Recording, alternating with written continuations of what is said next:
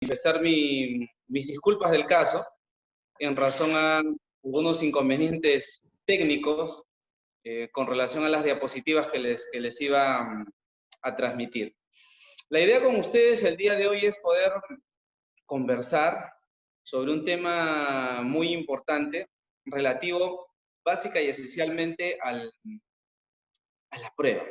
¿Qué pasa con la prueba en nuestro desarrollo de nuestro código procesal civil y cuál es la importancia de la prueba al interior del proceso judicial? Entonces, hay que entender, en primer lugar, un aspecto bastante trascendental con relación propiamente a la prueba en el proceso. Uno de los aspectos más importantes que se da es el relativo a que toda circunstancia de hecho que se manifieste en el proceso judicial, sea a través del sistema oral o por la vía propiamente escrita, tiene que tener en cuenta un correlato, un sustento que permita propiamente que quien afirma un hecho o quien afirma una circunstancia dentro del proceso judicial tenga que estar debida y plenamente acreditada. Si esto no sucede así, lamentablemente va a haber por parte del magistrado, ¿no? Una situación de no creencia propiamente de lo que nosotros vamos a proponer en el proceso judicial. Y es más, la norma hace referencia a que en estos casos se declara infundada una demanda. Entonces, las consecuencias de la no existencia de medios probatorios o no probar correctamente en el proceso tiene o va a tener estas consecuencias al interior del. Entonces, hay que tener presente que en un proceso judicial, el tema propiamente relativo a la prueba como tal, tiene varias aristas o varios aspectos que se tienen que tomar en cuenta. En primer lugar, ¿qué se prueba? ¿Por qué se prueba? ¿Cómo se prueba? ¿Cuándo se prueba? ¿Y cuál es la valoración probatoria que se da al interior del proceso judicial? Entonces, todos estos aspectos, todas estas aristas se desarrollan en este tema vinculado al derecho probatorio o a la prueba propiamente en el proceso civil. Entonces, como les decía, ¿no? Dentro de la estructura de la demanda, ustedes recordarán que existe, en primer lugar, la designación del juez. Es decir, saber quién es el órgano jurisdiccional, quién es la persona, quién es el ente que se va a encargar de alguna u otra manera, resolver ese conflicto, ¿no? Sea un juez especializado, sea un juez de paz. En ambos casos, o en otros casos, serán ellos los que resuelvan y se dará un aspecto llamado de la competencia en el proceso. Entonces, si yo designo un juez en el proceso es para determinar quién es el juez competente. Luego tengo que designar los nombres del demandante, ¿no? Sus datos generales, para establecer la legitimidad para obrar. Los datos del demandado, ¿no? Para establecer también el tema de la legitimidad para obrar pasiva. Los hechos, ¿no? La pretensión, el petitorio, los hechos y los medios probatorios. Entonces, los medios probatorios constituyen en un primer momento uno de los requisitos de la demanda. En el 424 se establece, pero este correlato de medios probatorios que se presentan en el proceso civil y que son el argumento de la demanda o de la contestación, sean los actos postulatorios del proceso, fíjense, la importancia va a radicar en que la otra parte, la parte contraria, puede cuestionar también los medios probatorios que presenta una de las partes en el proceso judicial. Y ahí encontramos, y ustedes muy bien saben, el cuestionamiento que se hace a las pruebas se realiza a través de la figura de las cuestiones probatorias. Estas cuestiones probatorias determinan o buscan de alguna u otra manera desvincular, ¿no? O que no haya una validez suficiente de esos medios probatorios presentados en el proceso judicial. Entonces, la parte demandante presenta sus pruebas. El demandado va a atacar sus pruebas.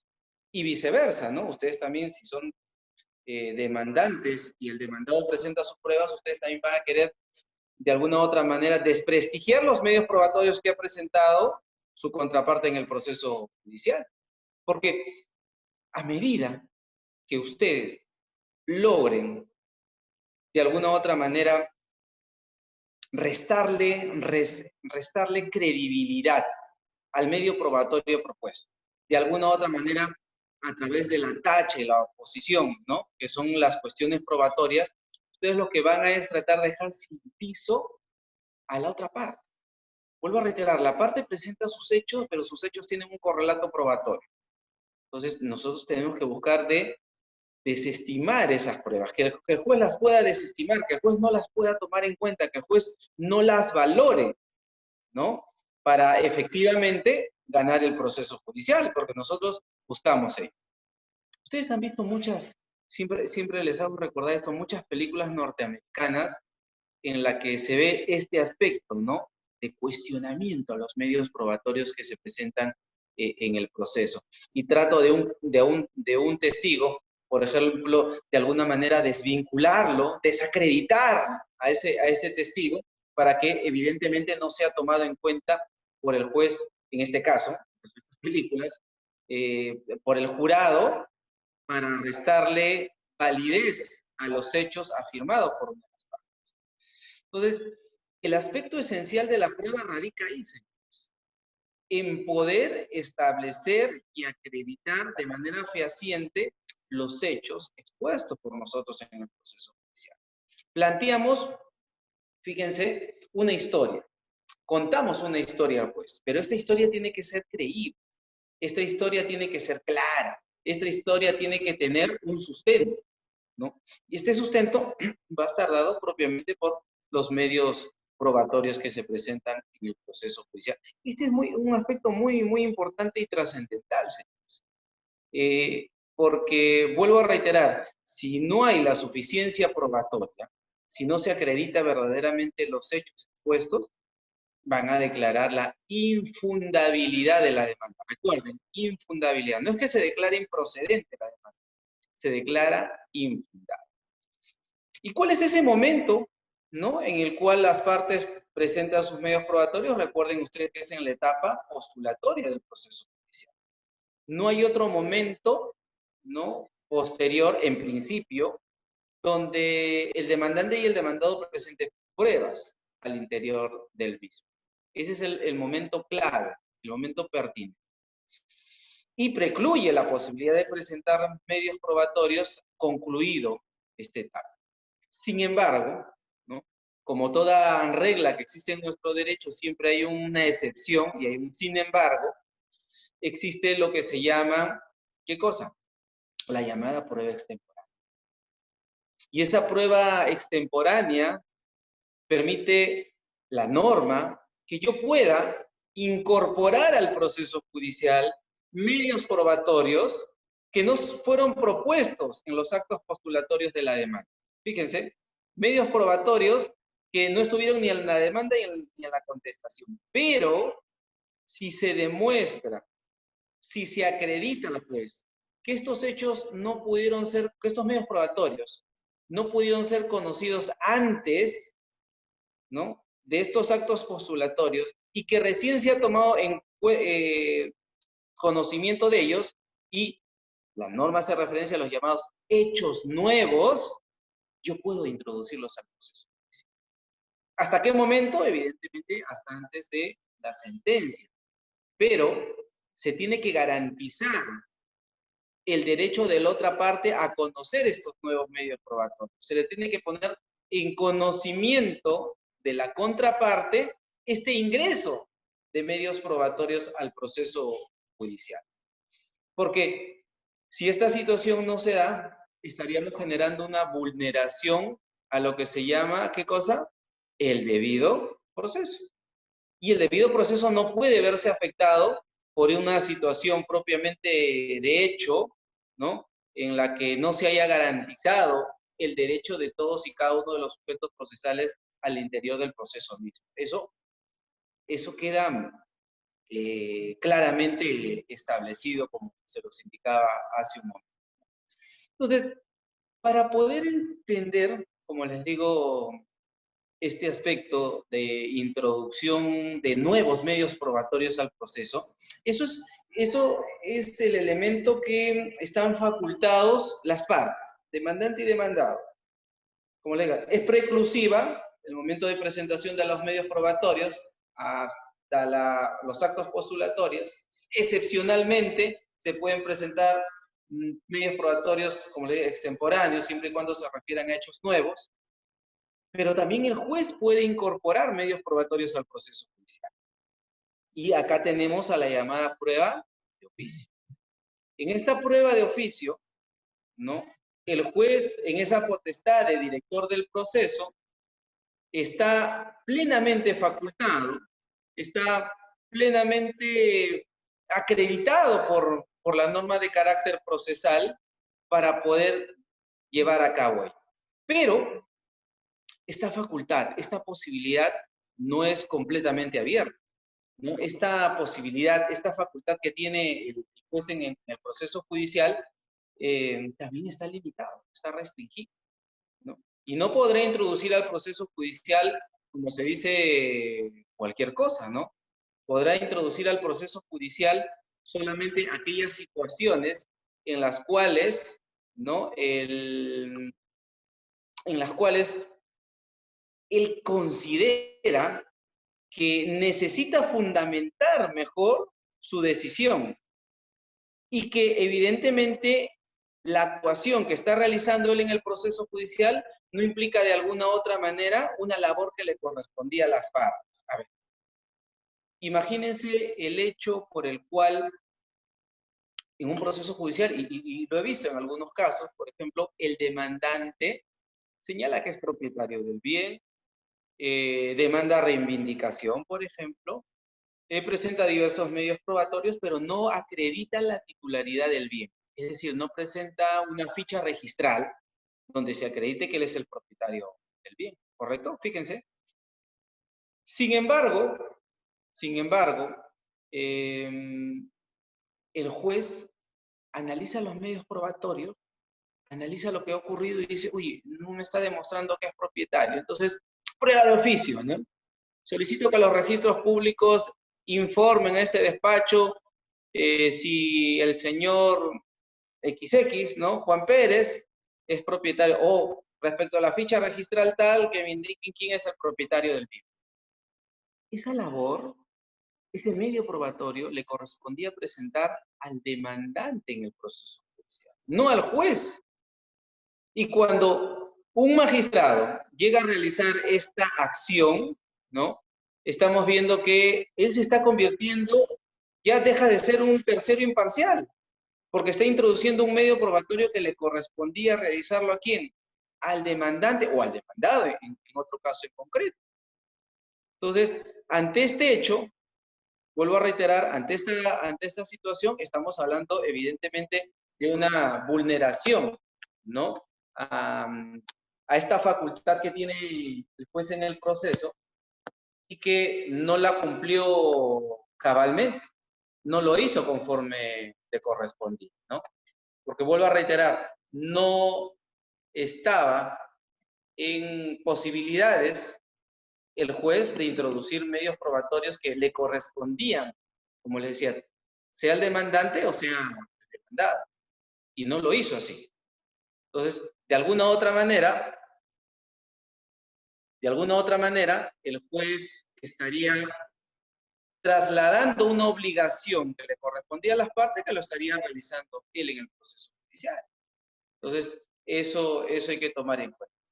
Ahora ustedes me dicen, ¿cómo podría yo, doctor, poder comprobar o poder establecer, o en qué casos un juez podría introducir medios probatorios al proceso judicial en esa facultad, en esa posibilidad, y qué puede considerarse sí una prueba de oficio? Imagínense un proceso judicial, ¿no? Por obligación de dar suma de dinero, o por prescripción adquisitiva, donde puede establecerse el tema profesamente de tener medios probatorios, ¿no? Se quiere probar de repente a través de testigos que tengo una obligación dineraria, que me deben, o quiero probar a través de testigos que yo estoy ocupando el bien, estoy ejerciendo posesión y que en un futuro voy a ser propietario del mismo. Entonces, empezamos con la cadena probatoria, ¿no? Y empezamos a tomar la declaración de algunos testigos que han sido admitidos en el proceso. Llamamos al primer testigo, ¿no? Este testigo ingresa, ya vamos a hablar también cómo se realiza a cabo las audiencias de prueba. Llamamos a este testigo, ¿no? Este testigo ingresa al proceso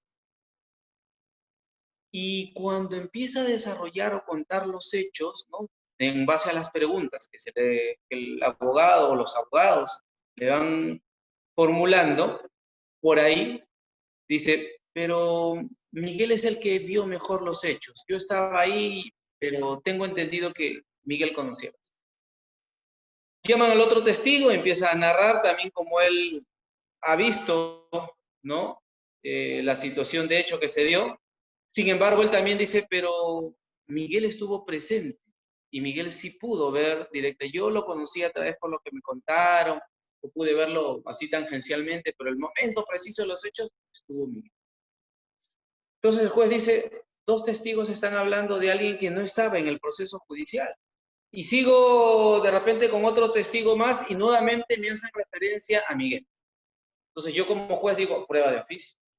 Si hay un testigo que no ha sido propuesto por las partes, pero al momento de del desarrollo probatorio, y como yo quiero resolver un conflicto de intereses, advierto que habría un testigo que sí puede observar los hechos de manera más directa, más visible, entonces me correspondería, como prueba de oficio, disponer esta situación, ¿no?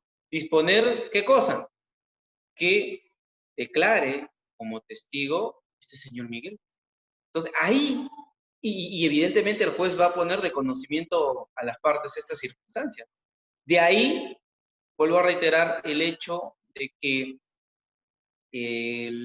la prueba de oficio pueda tener un sustento en la misma actuación probatoria. Que él verdaderamente se dé cuenta que necesita esa prueba porque surge de la valoración o del desarrollo probatorio. No como le digo que es una responsabilidad de una de las partes y que esta parte no lo realiza. Entonces, este aspecto es muy importante. El otro punto al que quiero hacer referencia es el tema relativo a establecer la legalidad de los medios probatorios.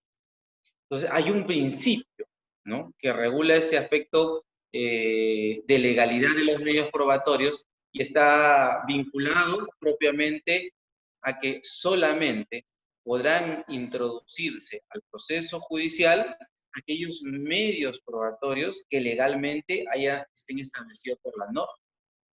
Y ustedes saben, ¿no?, dentro del bagaje que existe de medios probatorios en nuestro proceso civil, tenemos los medios probatorios típicos y los medios probatorios atípicos. Y que dentro de los medios probatorios típicos, ¿no?, ustedes saben, tenemos la declaración de parte, la declaración de testigos, tenemos la inspección, ¿no? Tenemos los documentos, tenemos el tema de la exhibición, ¿no? Entonces, vamos a encontrar determinados medios probatorios que exprofesamente han sido señalados por nuestra norma procesal civil y que evidentemente, como les decía, nos permite saber qué es lo que yo puedo argumentar o presentar en el proceso correspondiente. Entonces, esto también quería que lo tomen muy en cuenta, ¿no? Entonces, y los llamados medios probatorios atípicos, ¿no? Fíjense, el código hace referencia a estos medios probatorios atípicos. Y aunque no lo crean, en todo este tiempo como docente en materia procesal civil, me cuesta mucho todavía poner un ejemplo con relación a medios probatorios atípicos. Porque la definición de medios probatorios típicos, si bien hay, como les digo, exprofesamente, ¿no? Ciertos, taxativamente desarrollados ciertos medios probatorios, cuando se hace referencia a los documentos, ahí podemos encontrar una gran variedad, ¿no? de supuestos en los cuales definitivamente podía entrar todo. Yo cuando a mis alumnos les pregunto, ¿no? A ver, señores, un medio probatorio atípico, ya, doctor, la prueba de ADN. Prueba de ADN. Sí, porque no es declaración de partes, no es declaración de testigos, no es una pericia, no es un documento. Oye, pero si nosotros analizamos, si bien como prueba la prueba de ADN o el examen de ADN, no estaría propiamente tipificado, establecido exprofesamente, pero ¿cómo se materializa una prueba de ADN? ¿En qué tipo de documento? En algo que se llama un informe médico. Informe médico que es un documento y no lo podríamos considerar como una prueba atípica. Por ahí podría empezar, doctor, no dice el código USB, no dice el código de un disco duro externo, ¿no? Pero en documentos se hace referencia a cualquier otro medio que pueda almacenar algún tipo de información y encontramos los CDs, USB. En la época en que nació este código, en 1993, y que todavía había disquetes, ¿no? También se podía causar un disquete, un cassette, un VHS, un beta. No sé si algunos han escuchado alguna vez de la existencia de estos aparatos, ¿no? O de estas herramientas de almacenamiento de información. A ver, para los que no saben, antes de la existencia del CD, ¿no? Ustedes pueden ver sus películas, existían unas cajitas negras de este tamaño, ¿no? Que eran, al interior habría una cinta, ¿no? Y teníamos un aparatito que se llamaba VHS. En ese VHS introducíamos esta cajita y podíamos ver nuestras películas. Y antes de eso había otra que se llamaba beta, ¿no? Que también eran unas cajitas de ese tamaño. Para los que no saben, antes del CD también, en donde se guarda información, o el USB en la actualidad, porque ya no se usa mucho el CD para el almacenamiento de información, pero sí para películas o audio, teníamos algo que se llamaba un disquete, ¿no?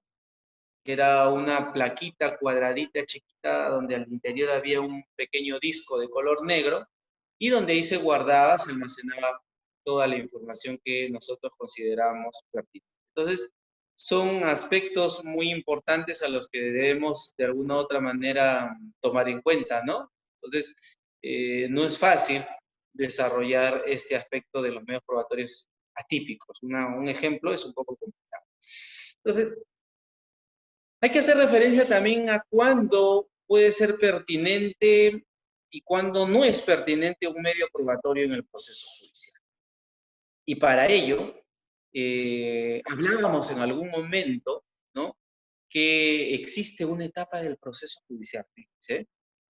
Como les decía, la etapa postulatoria donde formulo todos mis medios probatorios, donde presento todos mis medios de prueba. Sin embargo, recuerden ustedes que dentro de la estructura del proceso, de nuestro proceso bajo el sistema de oralidad, luego de esa etapa postulatoria, tenemos, ¿recuerdan ustedes? Por ahí alguien lo está diciendo, así es, una audiencia preliminar. Y que en esta audiencia preliminar se realizan determinados actos procesales, ¿no? Actos procesales como el saneamiento, la conciliación, la fijación de puntos controvertidos, ¿no? El saneamiento probatorio. Entonces, fíjense que, ¿qué va a marcar la posibilidad de que determinados medios probatorios sean admitidos o no en el proceso judicial? Primero, que existan hechos controvertidos, que se hayan fijado en el proceso, en esta audiencia, los llamados hechos controvertidos, ¿no? Y evidentemente luego de fijados estos hechos controvertidos, ¿no? va a haber un momento, como les decía, del saneamiento probatorio, en el cual el juez tendría que resolver las cuestiones probatorias que se presentarían en el proceso judicial. Entonces, van a proceder, se van a admitir como medios de prueba en el proceso, ¿no? En este saneamiento probatorio, aquellos hechos que son controvertidos. Los medios probatorios que permitan de alguna u otra manera resolver estos hechos controvertidos van a ser admitidos. Por el contrario, no se admitirá como medio probatorio o se verán declarados improcedentes por el juez, ¿no? Aquellos medios probatorios que estén vinculados a hechos no controvertidos. Señor juez, presento el contrato de arrendamiento en el cual suscribimos con el demandado, ¿no? Y la otra parte dice, sí, que es cierto que suscribimos un contrato de arrendamiento conforme lo ha presentado el demandante. Entonces, podríamos establecer como punto controvertido, determinar si verdaderamente existe un contrato. No. Entonces, ese sería un hecho no controvertido porque ambos están de acuerdo con la existencia y vigencia de ese contrato. Entonces, en ese momento, no. Los llamados también hechos notorios, ¿no? Aquellas situaciones en las cuales resulta evidente, ¿no? Que no necesita acreditación, ¿no? Señor juez, quiero acreditar que el mes de febrero tiene solamente 27 días, salvo que sea un año bisiesto, ¿no? Señor juez, quiero que acreditar que los hechos ocurrieron de día, ¿no? En el día 5 de febrero a las 12, que es de día. O sea, a las 12 se entiende que es día todavía, ¿no? Entonces, cuando no sea un hecho, cuando sea un hecho notorio, un hecho evidente de la naturaleza o de las circunstancias propiamente de nuestra realidad, eso no es posible probar. Se ha también declarado improcedente aquellos medios probatorios que, como les decía, ¿no? Hace un momento, se ha manifestado por una parte, se ha dicho por una parte y la otra parte lo haya afirmado. Si hay un correlato entre lo que dice una parte y la otra, entonces ahí tampoco haremos referencia a que este medio probatorio podría ser admitido en el proceso. Fíjense, muy importante establecer ello. La ley también establece determinadas circunstancias en las cuales se hace referencia a las presunciones legales, ¿no? Se presume que el poseedor de un bien es propietario del mismo, presunción, ¿no? Entonces, si existen presunciones que no admiten prueba en contrario, entonces esas presunciones tampoco requerirán de medios probatorios, porque la ley le está dando este nivel, ¿no? A este medio probatorio para fijarlo como algo que no requiere de probanza. No requiere de probanza porque la ley ya le ha dado un valor a esta circunstancia. ¿Qué tampoco se puede probar y qué tampoco el juez podría admitir como medio probatorio? El derecho. El derecho en principio no se prueba. Como ustedes saben, el juez conoce el derecho, el juez sabe de normas. Y bajo ese aspecto, no podría yo probar la existencia de una norma. Señor juez, fundamento jurídicamente mi petitorio, Código Procesal Civil y Código Civil, ¿no? Artículos tales. Acredito la existencia y adjunto como medio probatorio el código. No tendría sentido. La ley, el derecho nacional no se prueba. El derecho nacional.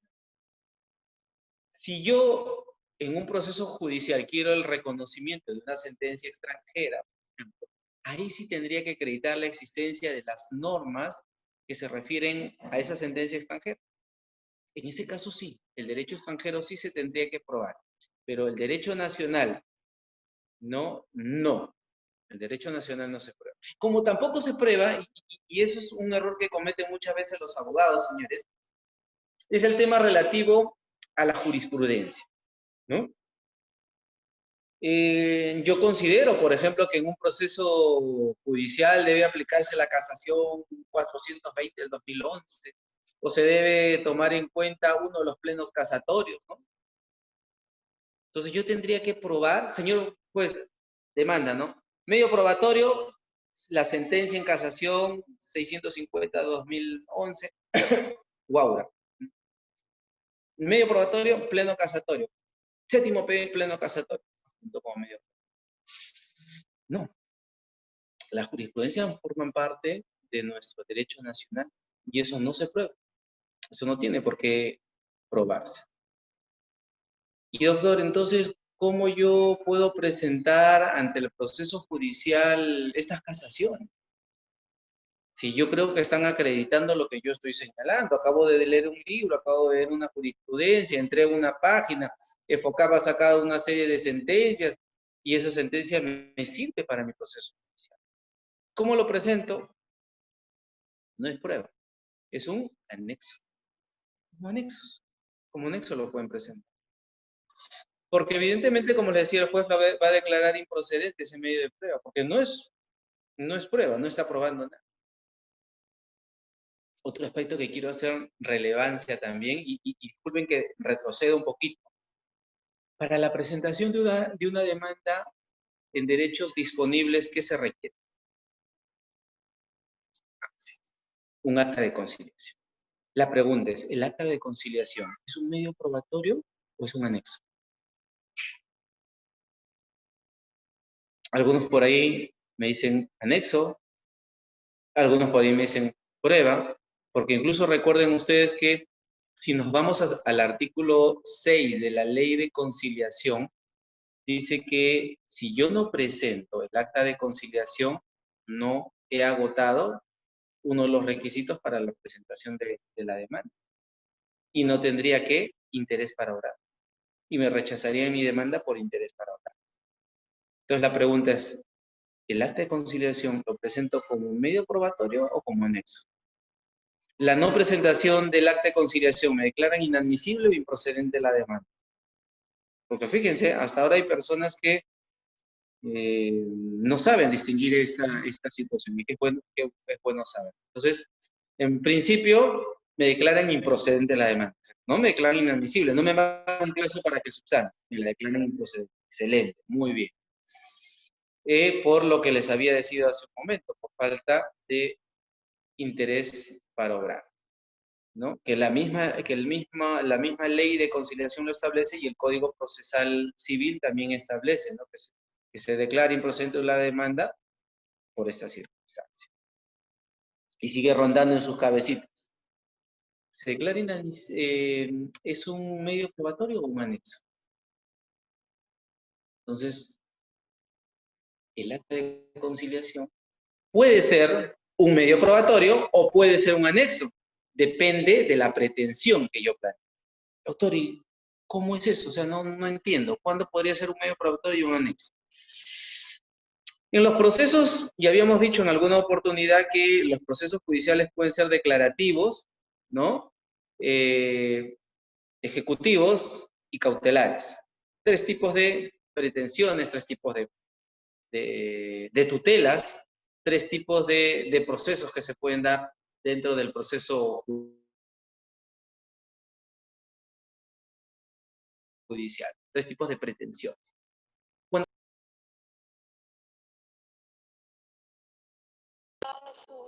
a través de un proceso de conocimiento o a través de un proceso abreviado o a través de un proceso sumarísimo, lo que quiero es acreditar, ¿no? Acreditar propiamente un derecho.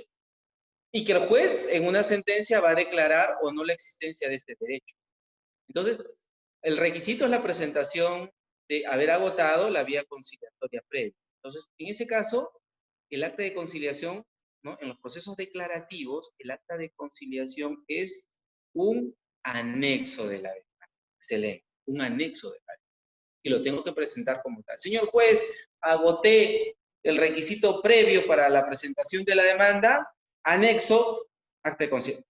No es medio probatorio, porque no prueba nada en el proceso judicial. El acta de conciliación en procesos declarativos no prueba nada. ¿Qué va a probar? ¿Que cumplimos con la conciliación? Oye, pero no está en discusión si va a haber o no conciliación.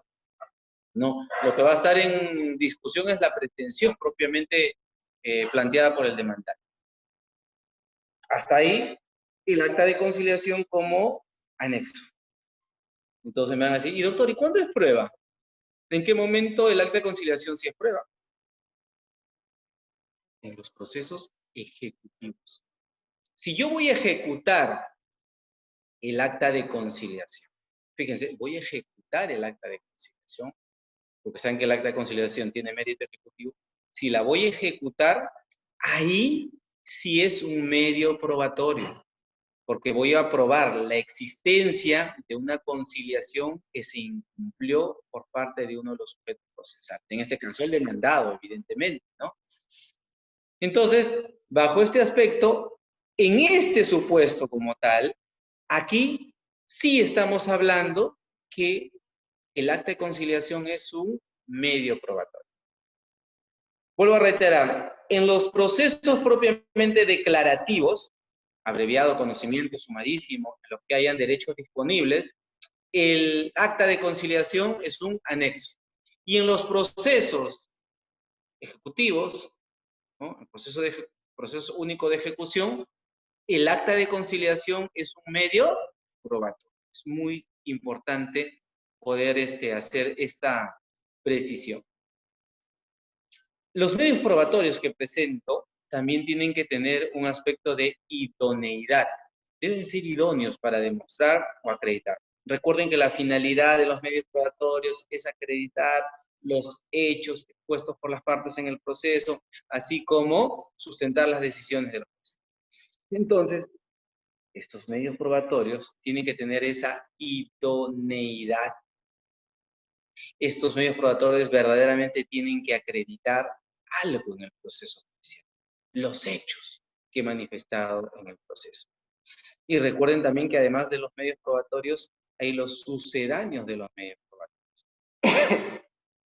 Y estos sucedáneos, ¿no? También que complementan de alguna u otra manera a los medios probatorios, también tienen que ser idóneos para lograr esa finalidad. Eso se tiene que tener muy en cuenta en este. Y como les decía, ¿no? ¿Cuáles son esos medios probatorios que se pueden presentar en el proceso? Los típicos y los atípicos. Habíamos hecho referencia también a un aspecto muy importante, el tema de la carga. ¿A quién le corresponde probar en el proceso? ¿Quién es el encargado de presentar la prueba? En principio, quien alega los hechos propuestos. Si yo digo que firmamos un contrato de arrendamiento y que este contrato de arrendamiento no se viene cumpliendo, o que fulano no cumplió con la obligación de construir una casa en base a un contrato, o no se entregó un automóvil en base a un contrato, entonces yo tengo que acreditar esos hechos. Y quien los niega, en este caso el demandado, también sus afirmaciones, yo sí cumplí con el contrato, señor juez, yo he entregado el vehículo, lo acredito, pruebo. Entonces, ¿quién está en la obligación de probar en el proceso judicial? ¿Quién acredita? ¿Quién tiene la carga probatoria? Quien afirma determinados hechos al interior del proceso judicial. Es la persona que debe realizar ello. Sin embargo, existe dentro de la teoría de la prueba una figura que se llama la inversión de la carga de la prueba, ¿no? O la llamada prueba dinámica, que en otras legislaciones tiene esa denominación. Y bajo este aspecto de la carga probatoria inversa o la prueba dinámica, ¿no? A la que hacíamos referencia, implica lo contrario a lo que les dije hace un momento. La regla es que quien alega un hecho prueba. No. Bajo este aspecto, tiene que probar la otra parte que lo que yo estoy diciendo no es cierto. Doctor, ¿cómo es eso? A ver, usted me dice una cosa y ahora me dice otra. Explíqueme bien, quiero entender el curso. Ya. Regla, ¿no? Quien alega un hecho debe probar. Figura excepcional, la prueba dinámica ¿no? Y en esta prueba dinámica, como les digo, la otra parte tiene que acreditar lo contrario.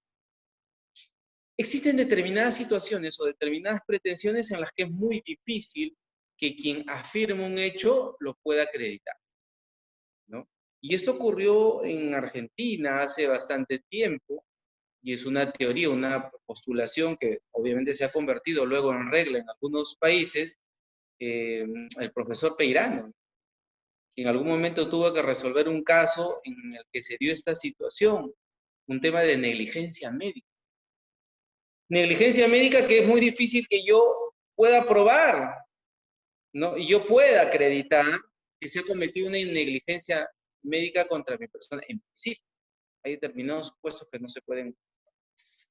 Y esto ocurrió así, ¿no? Entonces, el juez advertía que quien estaba demandando tenía los elementos y era factible de verificar que se había cometido contra él una negligencia médica contra esta persona, pero no tenía los elementos probatorios, no podía acreditar eso.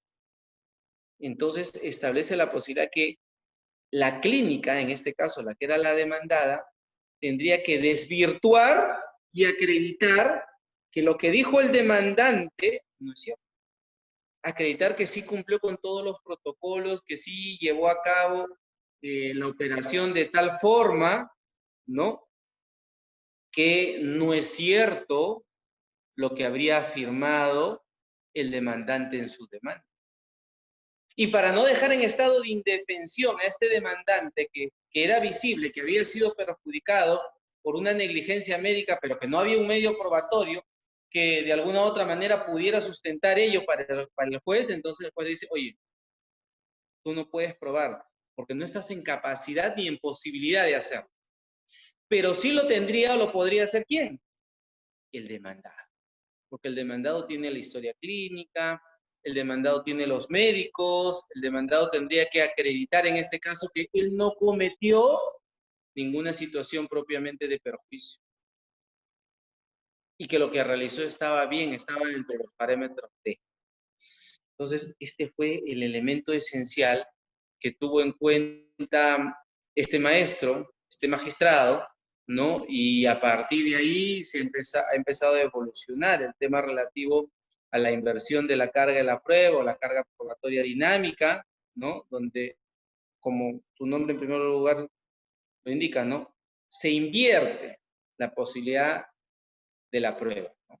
No lo va a realizar quien señala el hecho, sino la parte contraria. Y como le digo, no es posible en todos los casos, ¿no?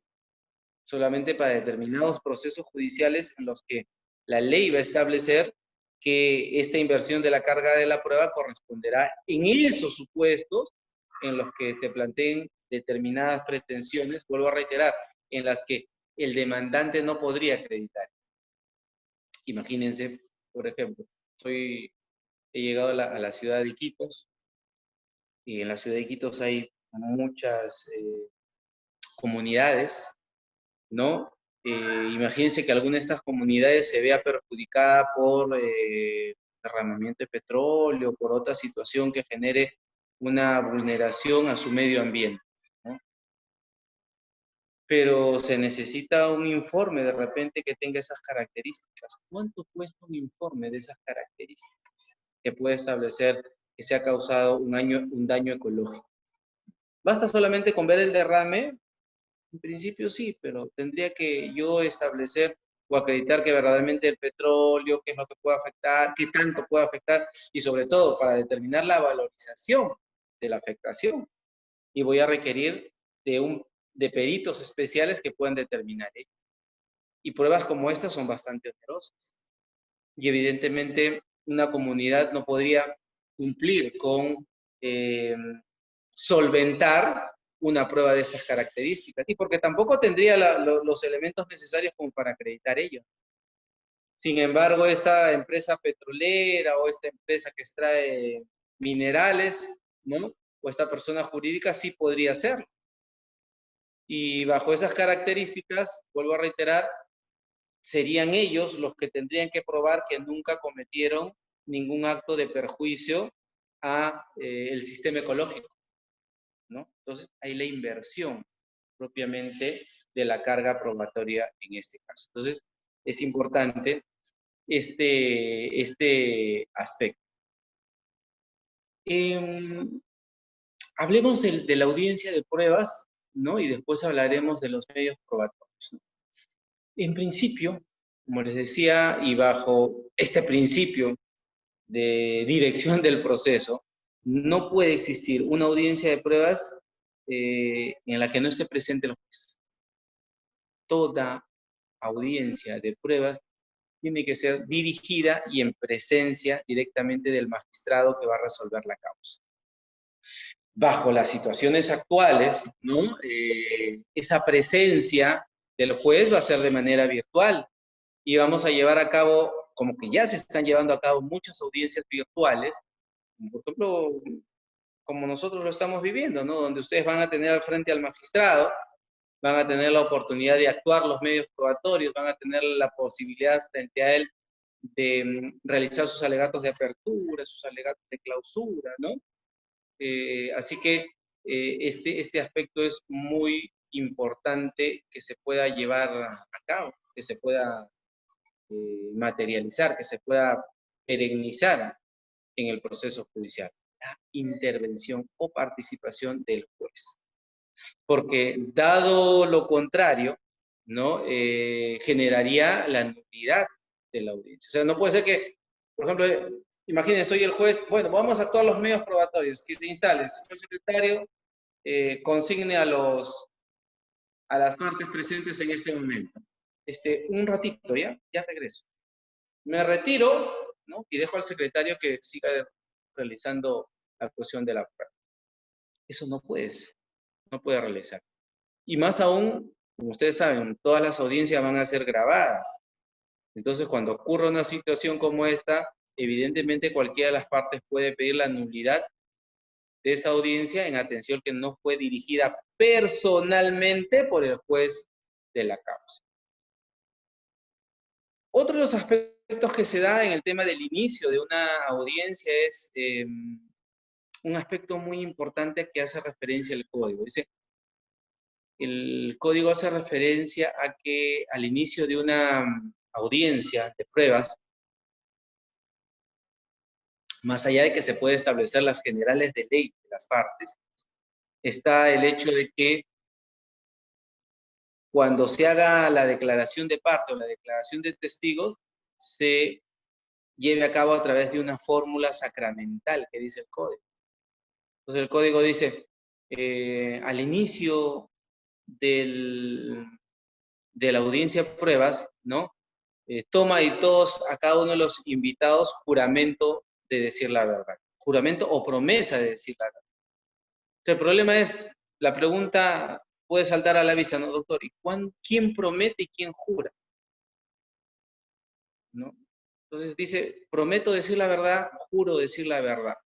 Entonces, ¿quién sí jura y quién promete? Los enamorados prometemos o juramos, ¿no? Eso depende de cada uno. Pero en el proceso judicial, quien promete decir la verdad son las partes, demandante o demandado, ¿no? Si hay una declaración de parte de ellos, se puede decir, promete decir la verdad. El testigo no se le dice que utilizar esta fórmula sacramental, sino el testigo tiene que ser juro decir la verdad. ¿Por qué tiene que jurar decir la verdad? Porque en el caso de que las afirmaciones hechas por él no sean ciertas, no sean verdaderas y el juez las pueda acreditar, enviará copias al Ministerio Público para iniciar un proceso judicial. Entonces, he ahí la trascendencia. No es que ahora ustedes pueden decir, pero doctor, eso significa que el demandante o el demandado puedan mentir en el proceso judicial, ¿no? No existe ese llamado derecho a la mentira. Es mentira que existe el derecho a la mentira. No existe. Si uno miente en el proceso judicial y esto se corrobora, o sea, va a tener algunas consecuencias, que puede ser dentro del proceso o puede ser también fuera de él, a través de un proceso judicial índole penal, ¿no? Entonces, ello también hay que tener en cuenta estas circunstancias. Pero dentro de la fórmula que establece el código, con relación a estos sujetos procesales y la actividad que van a realizar ellos, es o promesa o jura decir la verdad. Las audiencias son de carácter inaplazable y se tienen que realizar por las partes que han sido citadas al mismo, ¿no? Si fuera una persona jurídica, tendrá que hacerlo a través de su representante o apoderado. Los abogados, los testigos pueden ser representados a través de sus abogados, sus letrados. Y en algunos casos, y eso deben tenerlo en cuenta bien, se va a exigir la presencia personalísima de estos sujetos procesales. Señor juez, yo quiero que declare de manera personalísima el demandante. Yo quiero que declare de manera personalísima el demandado. Y bajo este sistema de oralidad se puede obligar a que ellos lo hagan personalmente. No, que lo voy a hacer a través de mi apoderado. El apoderado podría conocer lo mismo que conoce el demandante o el demandado en el proceso. Es muy difícil saber. No hay cosas muy puntuales que sí la podría saber las partes y no estos apoderados. Por eso a veces se exige de que sea o el demandante o el demandado, según quien haya sido citado, quien comparezca de manera personal. Y eso lo tiene que establecer en este supuesto. Ahora, no habría, en principio, fíjense, bajo las circunstancias actuales, no habría razón para que una de las partes no participe en el proceso. Señor juez, me accidenté, ¿puede hablar? Sí. Entonces puede participar del proceso judicial. Señor juez, no pude ir a una diligencia, acá está mi constancia, ¿no? Muchos hacían eso en los procesos, señor. Un día antes, no se presentaba una constancia médica donde aparecía que quien iba a declarar, había sufrido un accidente o tendría una dolencia. Mis costillas, mi espalda, no puedo caminar, no puedo trasladarme hasta la constancia. Quiero que suspenda o postergue la diligencia. Entonces, se daban este tipo de situaciones. Lo peor era y lo más gracioso, y les digo, yo lo he vivido en carne propia cuando era magistrado, cuando de repente había una constancia médica donde a una persona que había tenido una pequeña luxación lumbar, ¿no? Que no podía caminar y por lo tanto no podía ir a la audiencia, porque como era en el segundo piso, no podía subir escaleras. Y cuando verifico el sello de quién había firmado, ¿quién creen que había firmado? ¿Qué tipo de médico había firmado ese certificado médico? Un ginecólogo. Sí, un ginecólogo firmaba respecto de Juan Pérez, ¿no? Que no podía. Entonces, era muy evidente que ese medio probatorio que estaría acreditando una dolencia era un tema de favor. Y definitivamente mandé copias al Ministerio Público de alguna u otra manera se estaba advirtiendo una obstaculización a la actuación de proceso judicial civil, ¿no? Entonces, eso también se debe tomar en cuenta. Hay que ser muy perspicaz en este tipo de cosas. Entonces, bajo este sistema de oralidad va a ser muy complicado que alguien diga no puedo asistir. O sea, basta con que abras tu celular, como en este caso, ¿no? Yo, como les digo, tenía preparado mis diapositivas para esta clase. Como les indicaba, acabo de venir de la ciudad de Lima, estoy en Iquitos en estos momentos. Y resulta que quiero ingresar mi disco duro y no ingresa. Entonces, ¿qué hago? ¿Cómo desarrollo la clase? ¿Me van a creer si les digo que no puedo hacer la clase el día de hoy? No, muchos de ustedes me van a querer colgar. Entonces, evidentemente dije, llevo la clase como corresponde y después enviaré las diapositivas que son específicamente para este, ¿no? Entonces, se tiene que probar también. Y como le digo, bajo este esquema, es casi imposible que alguien diga, no puedo participar de la audiencia, señor. Prende tu celular y listo, ¿no? Y podemos llevar a cabo la diligencia. Más aún si está válidamente notificado Si se ha cumplido con todos los requisitos, ¿no? Entonces no habría ninguna razón para poder de alguna u otra manera establecer. ¿Qué debe contener una audiencia? El acta propiamente de audiencia. Bajo nuestro sistema de oralidad, saben que las audiencias son grabadas.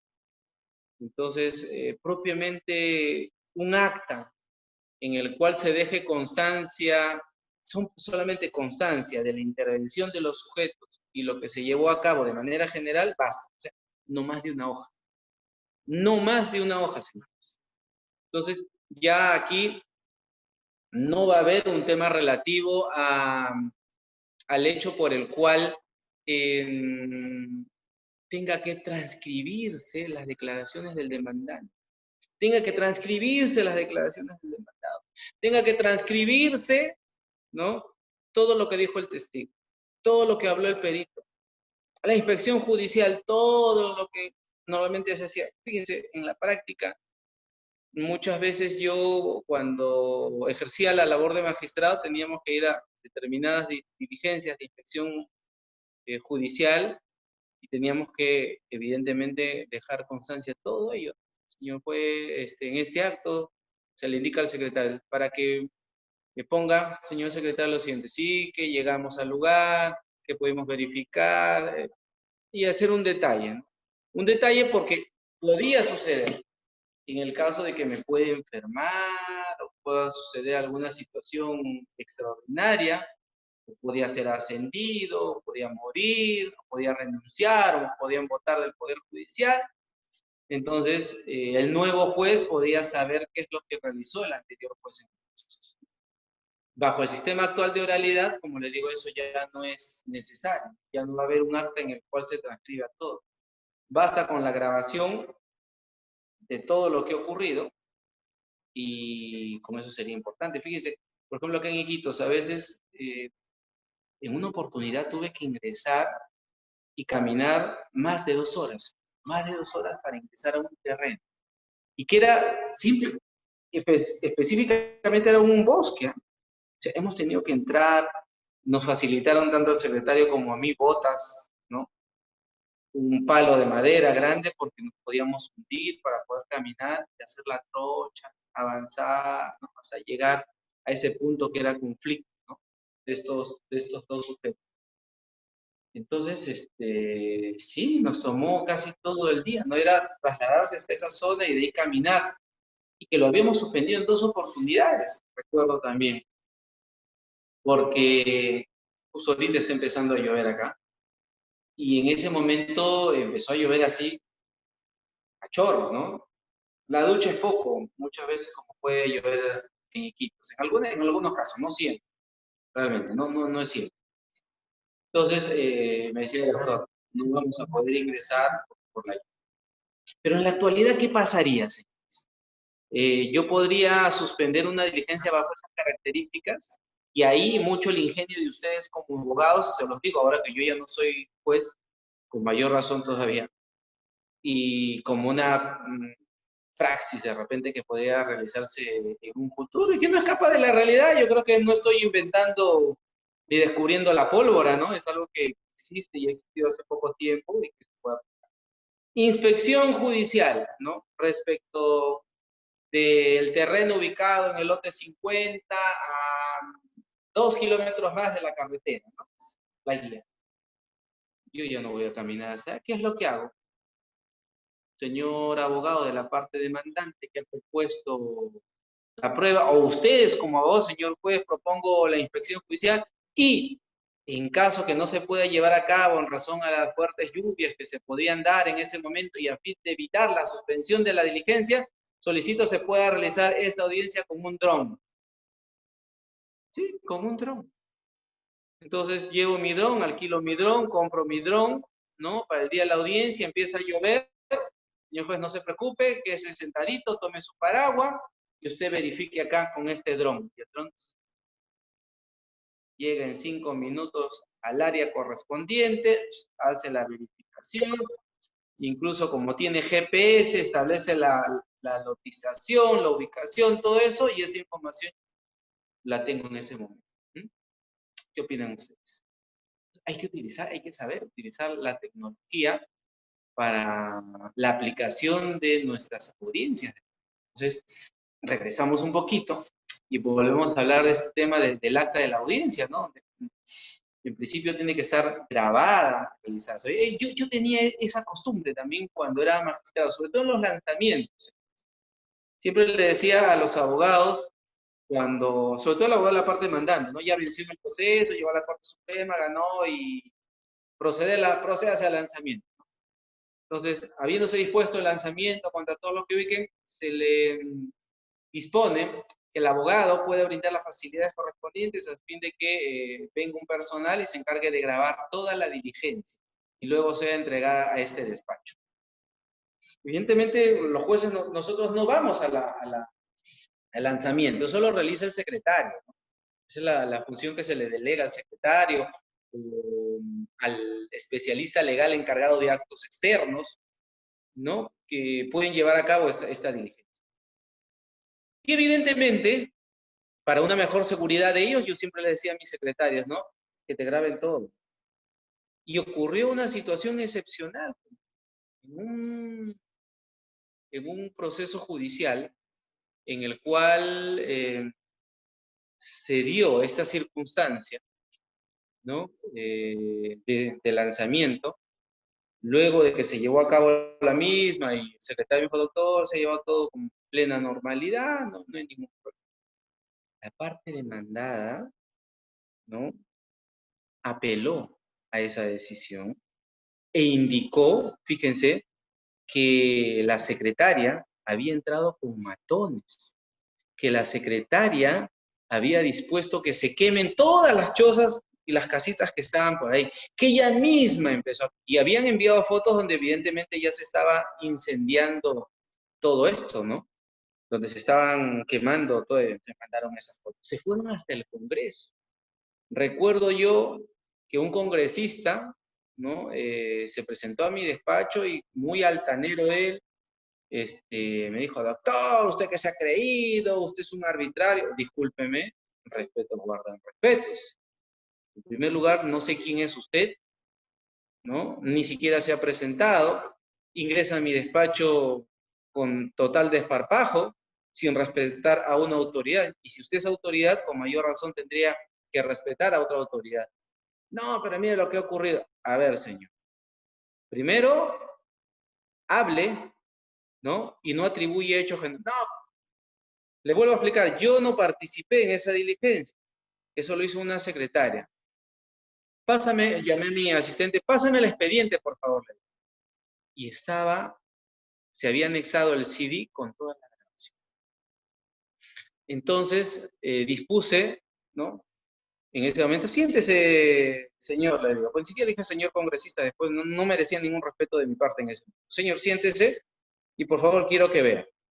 Y en el video se veía exactamente que los demandados que iban a ser lanzados antes de irse, o sea, empezaron a gritar, si ustedes nos quieren sacar, nos van a sacar puertos, de acá no íbamos a destruir, y empezaron ellos, o sea, todavía el personal que estaba acompañando a la secretaria ni siquiera ingresaba a la propiedad, ¿no? Y que ellos mismos empezaron a quemar. Yo le digo, mire señor, usted dice que mi secretaria está detrás, y fíjese, ahorita está filmando, el señor, ahí está mi secretaria, está un grupo de policías, está el comandante, que lo he mandado llamar ahorita para que él venga y él cerciore esto, y este grupo de personas que iban a apoyar al lanzamiento. ¿Dónde está que yo, como usted dice, que yo he dispuesto, he ordenado quemar esos terrenos? Mire, se le cae a la cara de vergüenza.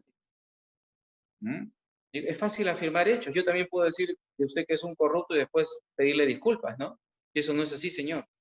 Lo que respeto guarda en respeto. Si usted tiene el conocimiento de un hecho, porque cualquiera le puede contar cualquier cosa, usted viene y toca la puerta. Doctor, quisiera hablar con usted. Tengo entendido que se ha realizado una diligencia y quisiera saber cuáles son las características de la misma, cómo se llevó a cabo.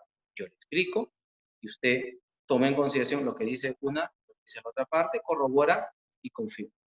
Entonces, yo lo que voy, si yo no hubiera dispuesto que se grabe eso, señores, si yo no hubiera ordenado la grabación de ese lanzamiento, ¿no creen que me hubieran abierto hasta un proceso, ¿no? Una investigación y a nivel hasta del Congreso y todo eso? Como que se hizo, ¿ah? Se me llegó a abrir un proceso judicial por ese tema. Pero con la prueba que yo tenía y evidentemente con el informe también del comandante que participó en esa diligencia, evidentemente se cayó por los suelos, ¿no? Pero por eso les digo, ustedes tienen que probar, pues, todas las actuaciones que realicen. Bueno, ahora con mayor razón, bajo el sistema de oralidad, todo va a quedar grabado, registrado en audio y video. Eso les va a servir mucho. Entonces, es un consejo que les puedo dar como ex magistrado y que a ustedes les puede servir para ello. La prueba no solamente puede realizarse al interior del juzgado, sino también fuera de ello, y por eso les explicaba de las inspecciones judiciales, sobre todo en algunos casos por un tipo de impedimento o por razón incluso de las personas. ¿Qué pasa si se trata de la declaración del presidente de la República, el presidente del Congreso, el presidente de la Corte Suprema, ¿no? Y algunas otras autoridades, ¿no? Que por una razón de protección evidentemente no van a poder concurrir al juzgado por un temor o alguna circunstancia. Y bajo este parámetro, o sea, podría disponerse que la actuación se lleve a cabo en sus oficinas propias. La audiencia, a veces por alguna circunstancia, puede durar más de lo que nosotros planeamos. Muchas veces yo planeaba mis audiencias, dependiendo de las circunstancias, cuántos testigos declaraban, cuántas las partes declaraban, o dónde era la inspección, ¿no? Un promedio media hora, una hora, o dos, pero a veces era mucho más. Como les decía, este caso que tuvimos que ir lejos de la ciudad y aún ahí hacer trocha para ingresar, nos tomó prácticamente todo el día. Entonces, en algunos casos el juez puede suspender la audiencia para continuarla en una fecha posterior. Pero eso no implica que estamos hablando, doctor, se han llevado 2 audiencias, 3, 4 audiencias. No, la audiencia es única. Lo que se ha llevado es que, lo que se ha puesto de manifiesto es que esta se ha realizado en diversos momentos, pero no significa que sean varias audiencias. La audiencia es única. Hay la unicidad de la audiencia. Y por lo tanto, no puede considerarse bajo esas características esta situación a la que le hacía referencia, ¿no? El código, con relación a los medios probatorios que los vamos a desarrollar en un ratito, dice y hace una cronología de qué medios probatorios se deben realizar. Imagínense, en el proceso se presentó declaración de parte, declaración de testigo, inspección, pericia, documento, todos los medios probatorios habidos y por haber en el proceso. Entonces, ¿cuál es el que primero se lleva a cabo? ¿El código establece un orden con relación al mismo? Sí. La actuación de los medios probatorios tiene un orden que precisa el código. Y fíjense, y acá lo vamos a analizar porque hay unas cositas que particularmente yo considero que hay una incorrecta técnica legislativa, ¿no? En primer lugar, dice el código que se debe llevar a cabo la pericia, ¿no? Entonces los peritos tienen que resumir sus conclusiones hechas en el proceso judicial, oralizando, ¿no? Oralizando. No es que voy a leer mi dictamen pericial, ¿no? Tengo que oralizar el dictamen pericial. Y evidentemente, el juez también podría hacer preguntas, las partes podrían hacer preguntas, ¿no? Y realizar algunas observaciones que tendría que absolver él o los peritos en ese. En primer lugar, pericia. En segundo lugar, los testigos. Pericia, testigos. Y siempre se empieza por el abogado de la parte que los propuso. Entonces, si hay testigos, tanto de la parte demandante, por peritos de la parte demandada, entonces se tiene que hacer propiamente por los peritos, los testigos, disculpen, los testigos de la parte demandada. Entonces, en este supuesto también es importante establecer que los abogados de la parte contraria pueden hacer preguntas. El juez también podía formular determinadas preguntas a los testigos. Orden, pericia, testimonio. Luego el reconocimiento, la exhibición de documentos, que estamos hablando de medios probatorios documentales. Luego viene la declaración de partes. Y en la declaración de partes, si hay tanto la parte demandante como la parte demandada, va a empezar siempre con la declaración del demandado. Primero la del demandado, después la del demandado. Entonces, este orden lo establece el Código Procesal Civil. Entonces, pericia, testimonial, documentos y declaración. Pero el mismo código, en la parte subsiguiente o final de este artículo, ¿no? Y en esta parte no está numerado, o sea, hay del 1 al 4, 4 incisos, y en este párrafo dice, ¿no? Que si se hubieran ofrecido la inspección judicial, ¿no? Esta tiene que llevarse a cabo junto con la prueba pericial. Entonces, ¿por qué no lo pusieron eso en el inciso 1, ¿no? Pericia. Y en caso, o número 2, ¿no? En caso se llegue a cabo eso, se haya propuesto la inspección judicial, esta se llevará a cabo conjuntamente con la pericia. Y yo siempre a mis alumnos los agarraba por ese lado, ¿no? Entonces, cuando hacía mis exámenes, me acuerdo que les ponía, habiéndose presentado esta prueba, ¿no? La relación de 5, me acuerdo.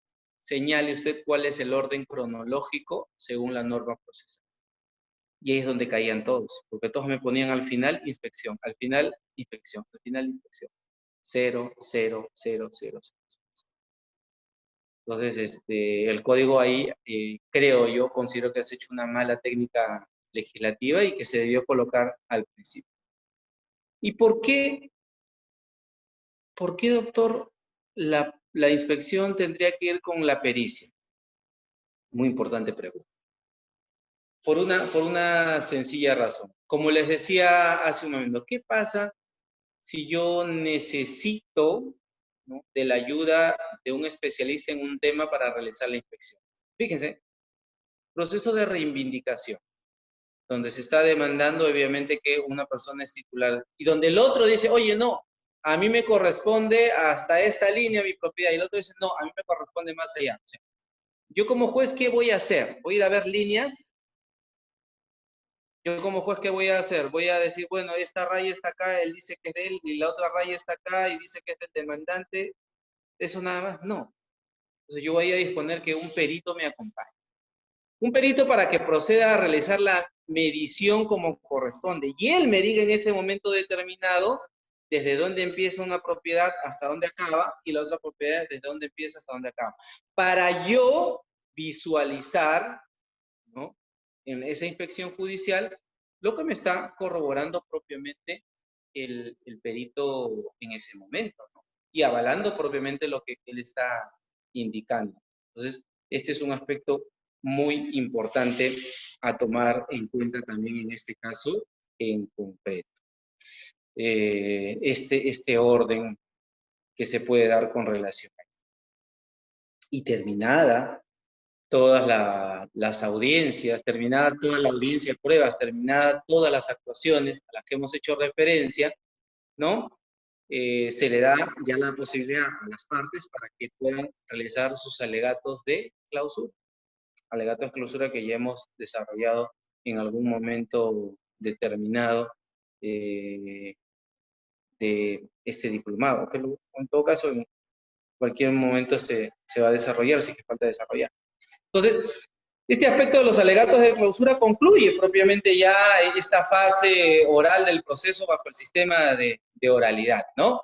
Este es el momento cumbre, se podría decir, del proceso para ya entrar al otro momento, a la otra etapa, que es la etapa propiamente decisoria, donde después deberá emitir su decisión. Entonces, hablemos rápida, porque nos queda poco tiempo, de los diversos medios probatorios que regula nuestro Código Procesal Civil. En primer lugar, la declaración de parte. Las partes se pueden solicitar de manera recíproca que puedan declarar. El demandante propone al demandado para que declare, el demandado al demandante para que declare, es posible.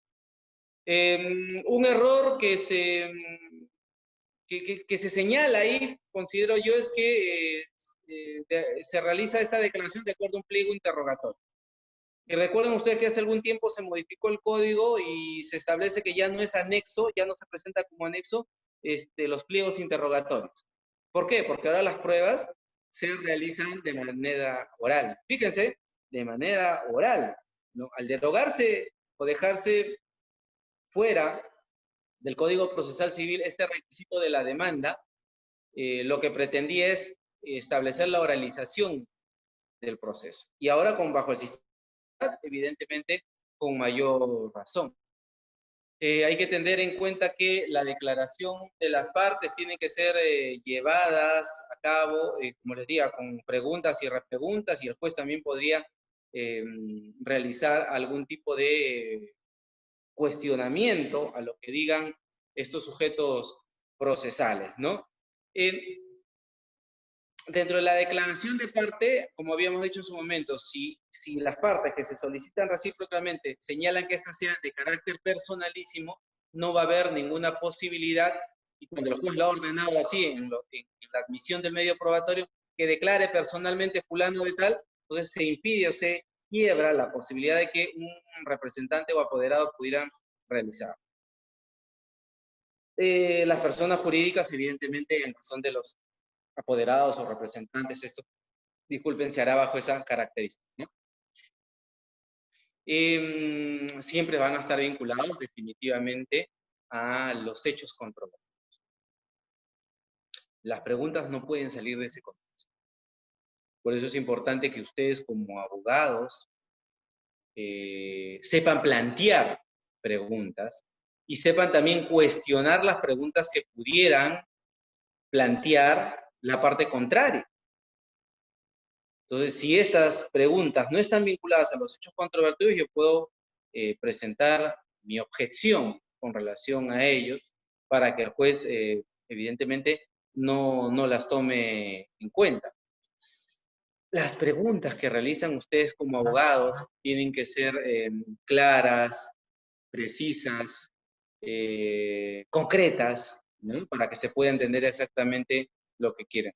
No puede haber alguna pregunta que de alguna u otra manera sea impertinente, no tenga utilidad, ¿no? O que estas no estén vinculadas, como decía, a los hechos propiamente controvertidos que se han señalado en el proceso. ¿Se pueden realizar las preguntas que quiera?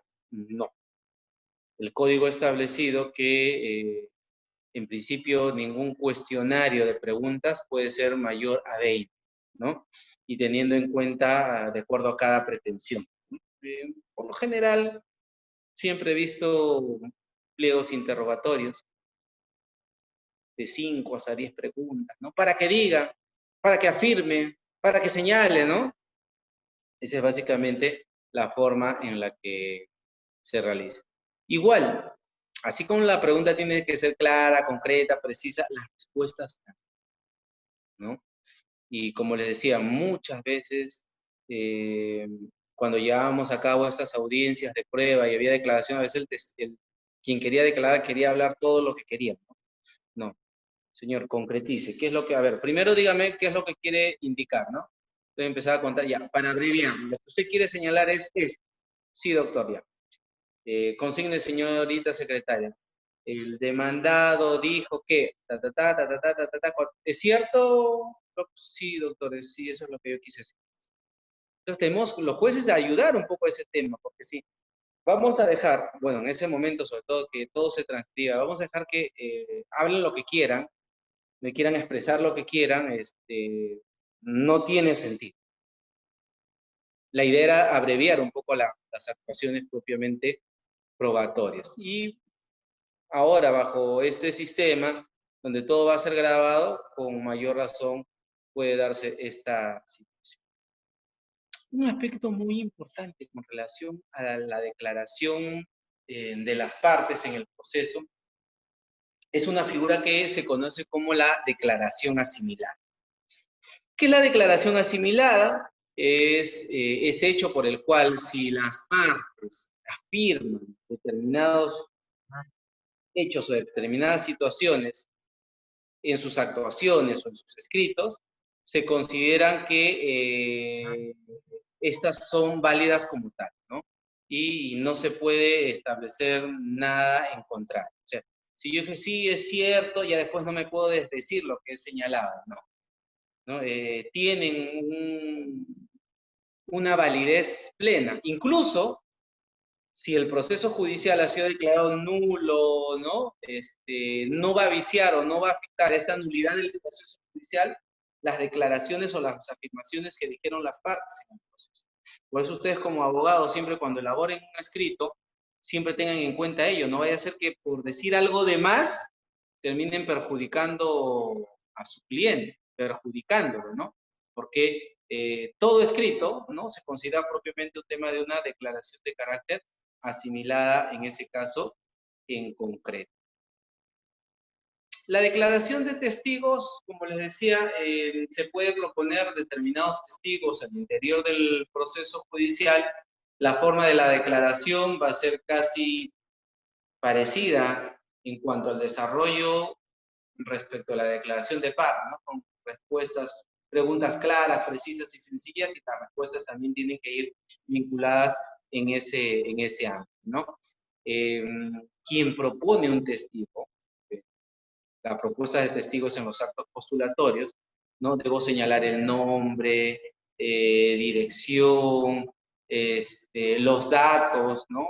Y cuál es el hecho controvertido al que se van a poner de manifiesto. No puedo solamente señalar un testigo, ¿no? Indicando solamente el nombre, ¿no? El código ha establecido determinados requisitos para poderlos proponer. Y otro aspecto que quiero que tengan en cuenta ustedes como abogados o abogadas, o futuros abogados o futuras abogadas, es lo siguiente. Si su cliente le propone, dice, mire, doctor, tengo 3 testigos que pueden acreditar lo dicho, ya, tráiganlos, quiero escucharlos, quiero hablar con ellos. ¿Por qué, señores? No con el ánimo, y eso se lo digo claramente, no con el ánimo de incitar a que el testigo mienta, porque se puede caer en contradicciones y nos puede perjudicar, no, señores. Yo tengo que escuchar a los testigos, saber qué información que ellos tienen resulta válida para mí. Tengo que de alguna u otra manera adiestrarlos en el sentido de que no tengan ningún temor, porque hay muchos testigos que no quieren asistir por un temor fundado, nunca han estado frente a un juez,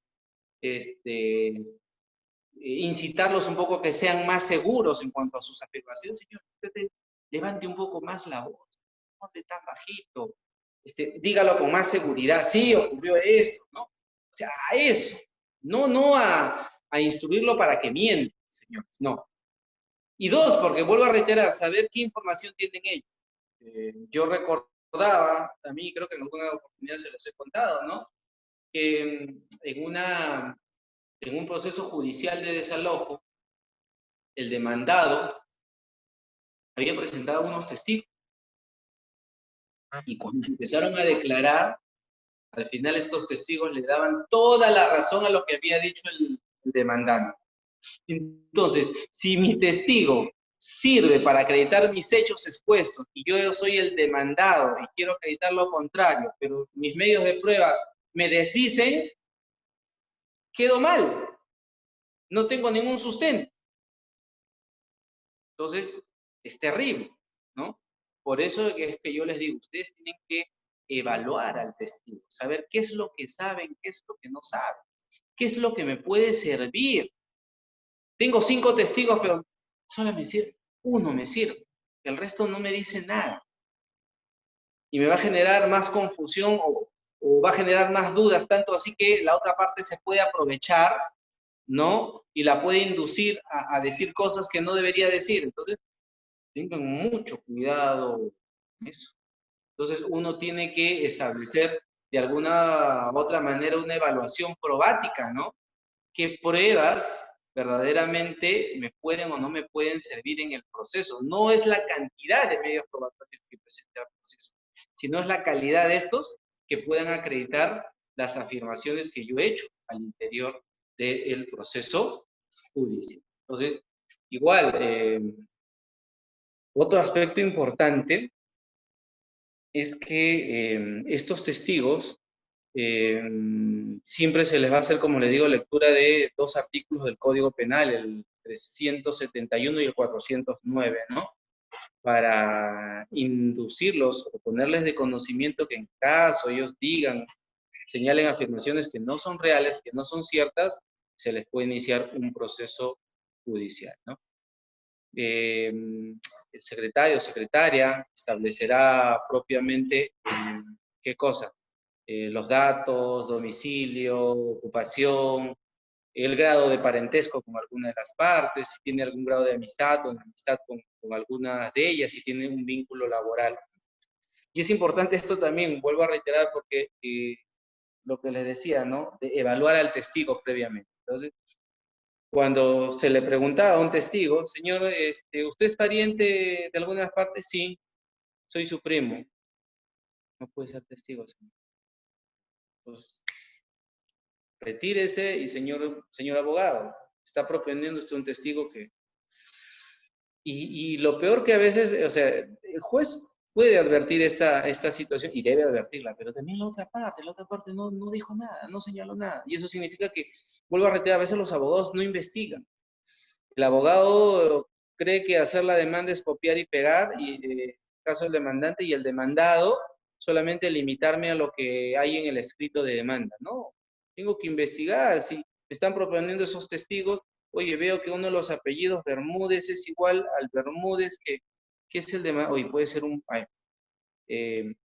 yo mismo como abogado o a mis practicantes, ¿no? Entonces sácame la partida de nacimiento de tal persona. Oye, sí, son primos. Entonces, señor, pues tacho este medio probatorio, porque no puede ser testigo. Preguntábamos también, ¿no? Señor juez, para que diga si usted tiene algún interés con el proceso, y el testigo dice, sí, yo quiero que gane mi amigo. Quiere que gane su amigo. Señorita, consigne esto. Sí, que quiere que gane su amigo. Está... me reitera, sí, doctor, yo tengo interés que gane mi amigo. Pues, ya, eso no puede ser testigo. También, mirarlo al abogado. Señor, usted me está trayendo un testigo es profesamente creado para este hecho. Y vuelvo a reiterar, el abogado de la otra parte, nada. No cuestionó y en ese momento tampoco. O sea, miren, esa es la labor que le corresponde al abogado de la parte contraria. No al juez, pero en principio, como les decía, yo como juez y en aplicación de la norma procesal no puedo permitir que puedan introducirse al proceso judicial quien tiene alguna relación de parentesco o quien tenga algún grado de amistad o enemistad o algún grado laboral con alguna de las partes. Entonces, eso lo puedo yo establecer y ver desde ese punto de vista, como les digo. Por eso la evaluación del testigo es importante, señores. No solamente por lo que me propone mi cliente voy a llegar a ellos.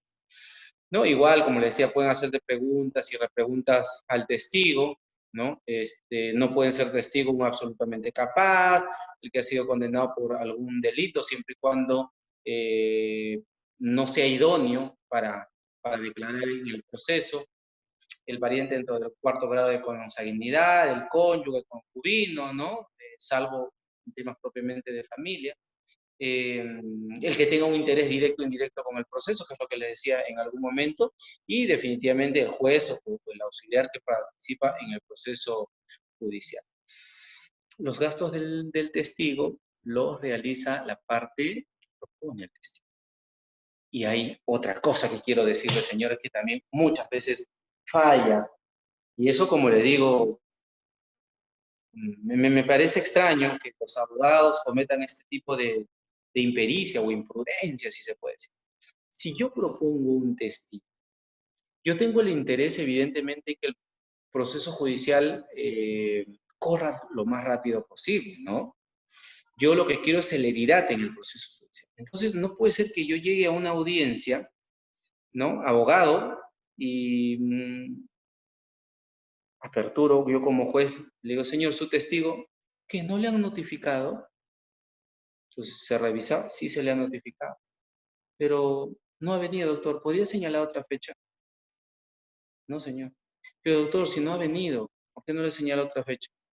Es la obligación mía de traerlo como juez. Yo podría señalar otra fecha y dilatar un poco más el proceso judicial. Entonces, yo en muchos casos determinaba ahí que este testigo ya no pueda declarar, ¿no? Se excluía al testigo, ¿no? Para que no declare y se continúe con la actuación que correspondía en ese momento, o ya pasen los autos a despacho para sentenciar, ¿no? Porque la obligación es de nosotros como abogados, señores. Y pasaba casos en los cuales también, ¿no? Llegaba el abogado, señor, su testigo, no, no ha venido. Y verificaba del expediente y no se le había notificado. Entonces, en ese caso, el error era del juzgado. Se le llamó la atención al secretario, ¿no? Por esa omisión y se señalaba nueva fecha en ese caso. ¿Quién es el perjudicado? ¿No son ustedes como abogados de la parte demandante? Si son abogados de la parte demandante, claro está. Entonces, ¿cuál es mi obligación y mi deber como abogado? Llevar a mi testigo. O sea, el día de la diligencia, notificado o no notificado, llevo a mi testigo. Señor juez, acá está mi testigo. No se le ha notificado, pero ya se considera válidamente con el hecho del señor estar acá presente. Yo lo que quiero es celeridad en el proceso, ¿no? Entonces, ayudo o coadyuvo a que eso suceda. Pero si yo no logro hacer esto, fíjense el perjuicio que yo puedo estar causando en este caso en concreto, ¿no? ¿No? Es algo que no se debería, como digo, no se debería dar. Entonces, mucho depende de la actuación del abogado en este caso. Los documentos que se pueden presentar al proceso judicial, otro de los medios probatorios, hay llamados documentos públicos, que son otorgados por funcionarios públicos, la escritura pública, otros otorgados por mérito propiamente bajo esas circunstancias, o aquellos que por la ley son considerados bajo esa característica, o aquellas copias que son legalizadas, certificadas por un notario, por un fedatario, por un especialista o secretario de juzgado, ¿no? Tienen también esta característica. Y no son documentos públicos, aquellos que no tienen esa naturaleza, ergo, son documentos propiamente privados, ¿no? Los informes también pueden ser considerados documentos y pueden ser presentados al proceso judicial.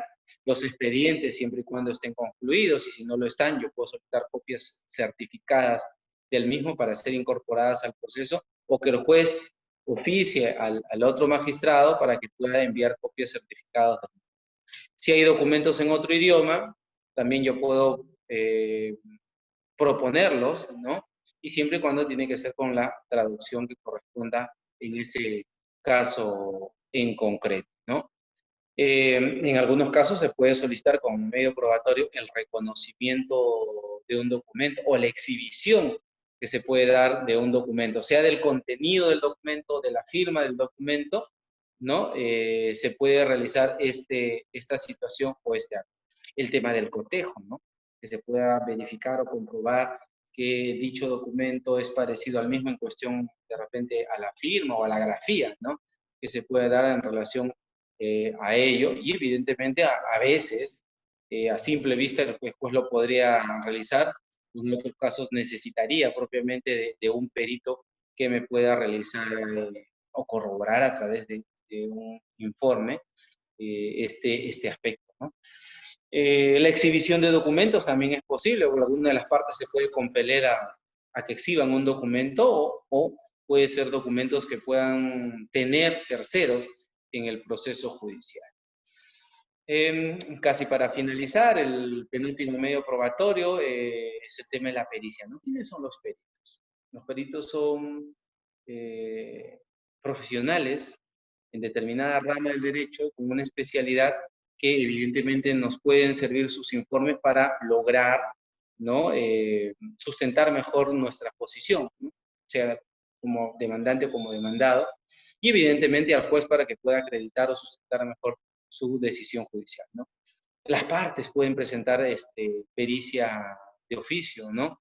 Este dictamen pericial puede ser presentado, y es el error que mucho ocurría, señores, en nuestro proceso civil, la demora en las pericias, porque hay que, primero, proponer un perito, enviar a la oficina de la administración para que nos diga el nombre del perito, ponerle en conocimiento al perito de la pericia, que él señale sus honorarios. Señalados sus honorarios, se le ponía corrido traslado a las partes decían, no, muy caro, no podemos pagar. Se le decía al perito, podemos pagar tanto ya, 1000 soles, por ejemplo, proponía el perito, 1000 soles, ¿no? Que no podemos pagar, entonces, 500 soles, bueno, ya. Después decía 800 soles. Ni 1000 ni 500, 800. Se establecía ese y el perito decía, no, no acepto. Hay que oficialmente para que venga otro perito. Y así se alargaba el proceso. O se presentaba la pericia, no se presentaba a tiempo oportuno. Entonces, todas esas situaciones generaban una dilación innecesaria del proceso. Ahora las pericias tienen que estar sí o sí en la audiencia de pruebas. Esa responsabilidad ya no le cabe al juez. El juez ya no está pendiente de eso. ¿Ya?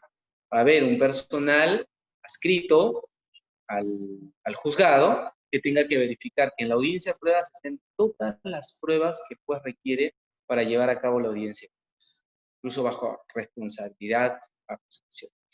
Entonces, en ese momento se pueden presentar las observaciones que correspondan, las observaciones tienen que tener un sustento, no vas a decir, observo, ¿no? Porque observo, pues, señor, pues, yo creo que ese no es el método, hay otros métodos que hacer. No, tienes que sustentar, tienes que establecer válidamente este aspecto de observancia, ¿no?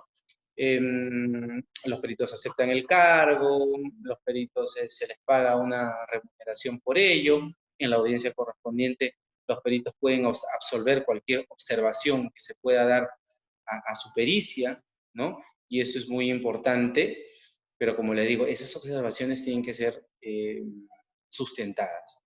No puede haber solamente un criterio subjetivo para observar alguna de estas, este medio probatorio, ¿no?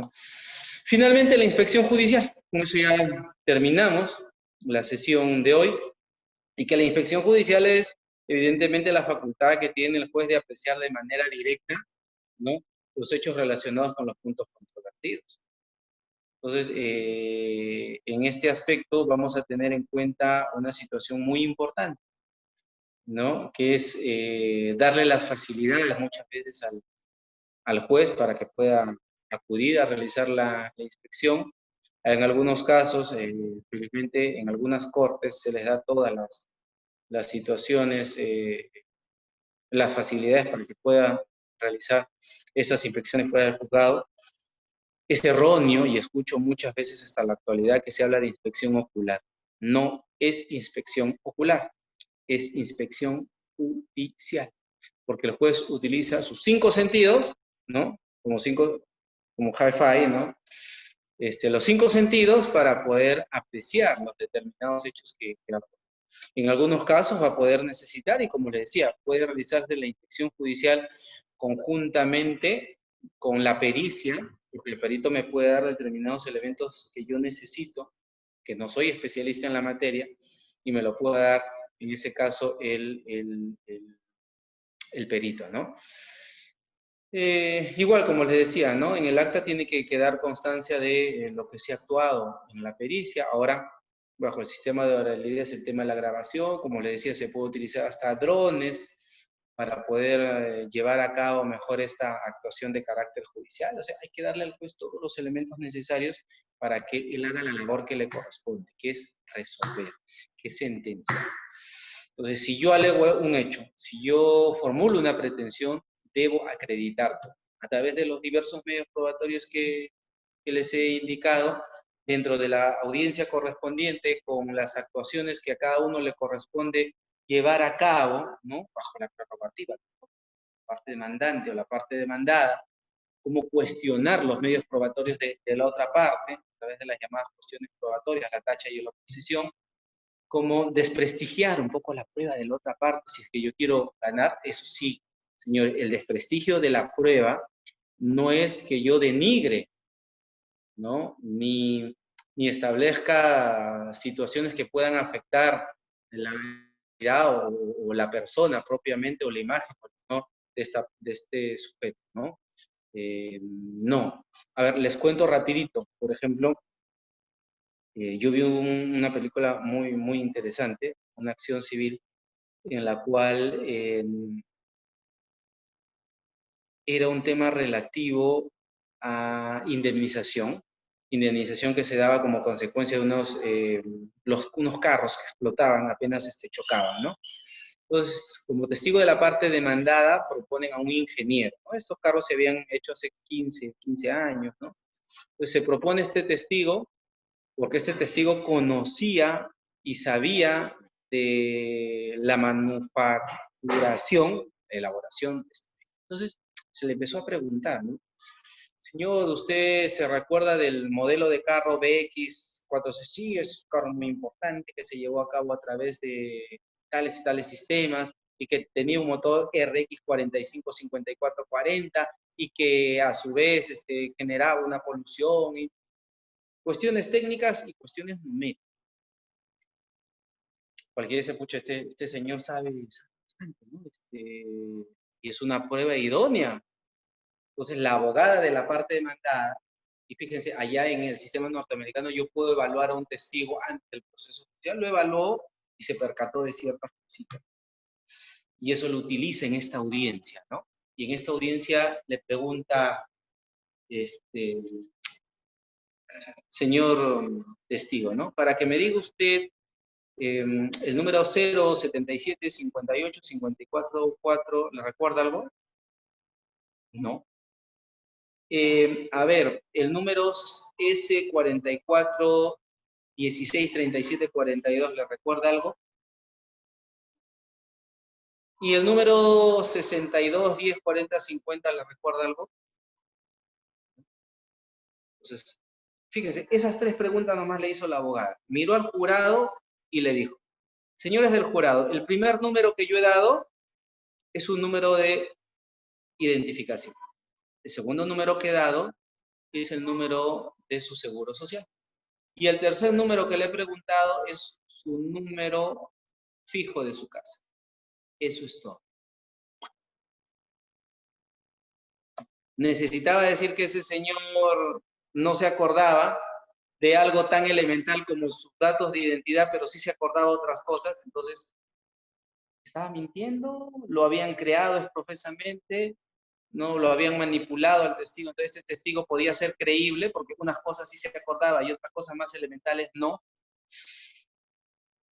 Entonces, esas son las técnicas del interrogatorio también que se utilizan y sobre todo por eso le digo, investigar. En todas las películas norteamericanas los abogados investigan. Es muy distinto al modelo que tenemos nosotros como abogados que no investigamos. En base a la demanda y la contestación, hacemos nuestra defensa, ¿no? Entonces, eso es algo que tiene que... Bueno, señores, muchísimas gracias por su participación, muchísimas gracias por haberme acompañado, gracias también por tomar en cuenta las disculpas que en su momento les indiqué, y agradecerles nuevamente por estar presentes, pendientes, y querer cada día aprender un poquito más. Mi agradecimiento sinceramente a todos y cada uno de ustedes, los aprecio, cada vez que se conectan siempre hay algunos comentarios positivos y eso me enaltece, entonces me hace sentir que estamos haciendo bien las cosas, ¿no? Así que cuando quieran pueden contar conmigo, saben que FOCAP siempre me va a convocar y siempre voy a estar con ustedes para, vuelvo a reiterar, el tema que ustedes consideren, tanto los temas procesales civiles o constitucionales, que son mi especialidad, en penal no, por si acaso, eso ya hay otros especialistas, dejo a ellos esa especialidad, ¿no? Sin embargo, nuevamente, muy agradecido a todos y cada uno de ustedes. Cuídense mucho, por favor, sobre todo mis hermanos del sur. Cuídense bastante. Los que están todavía delicaditos, que se mejoren pronto y abrazos a la distancia. Nos estamos viendo en una siguiente oportunidad. Muchas gracias a todos ustedes nuevamente y abrazos a la distancia. Muchas gracias a usted, doctor. Con esto finalizamos. Gracias.